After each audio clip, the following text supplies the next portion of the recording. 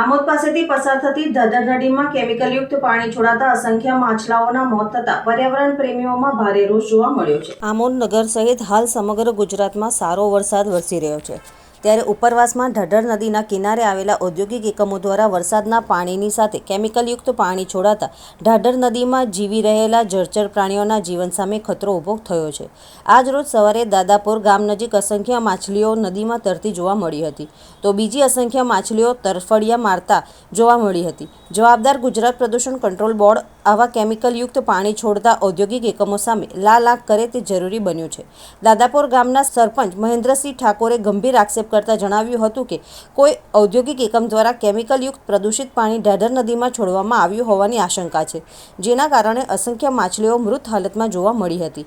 તેમણે વધુમાં જણાવ્યું હતું કે ઢાઢર નદીના પાણીનો ઉપયોગ ખેડૂતો સિંચાઈ માટે પણ કરતા હોય છે, ત્યારે લોકોના જીવન સાથે ગંભીર પ્રકારની બેદરકારી જીવલેણ સાબિત થઈ શકે છે। તંત્ર દ્વારા સમગ્ર ઘટનાની ઉચ્ચસ્તરીય તપાસ કરી પાણીના નમૂનાઓનું તાત્કાલિક પરીક્ષણ કરી જવાબદાર કંપની અથવા વ્યક્તિ સામે કડક કાનૂની કાર્યવાહી કરવાની માંગ ઉઠવા પામી છે। પર્યાવરણને ગંભીર નુકસાન પહોંચાડનાર તત્વો સામે કડક પગલાં નહીં ભરાય તો ભવિષ્યમાં આવી ઘટનાઓ વધુ ગંભીર સ્વરૂપ ધારણ કરી શકે તેવી પણ લોકોમાં આશંકા વ્યક્ત થઈ રહી છે।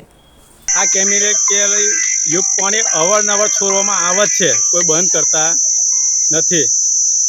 આ તંત્ર કોઈ એની સામે કોઈ જોતું નહીં, આ નદી સામે કોઈ જોવાય નહીં આવતું, કોઈ સેમ્પલ લેવાય નહીં આવતું, કોઈ તંત્ર કોઈ ક્વોલિટી કંટ્રોલવાળા કે કોઈ બી અધિકારી અત્યાર સુધી વારંવાર એક વખત રજૂઆત હોય કરેલી છે કે કેમિકલ યુક્ત પાણી છોડે છે, ખાલી આવીને એક વખત નાહી ગયેલા વંસરા બીચ પરથી, અત્યાર સુધી બીજા કોઈ આવ્યા નથી। સરપંચ, આ પાણી કેટલાક લોકો પીવાની અંદર ઉપયોગ કરતા હશે?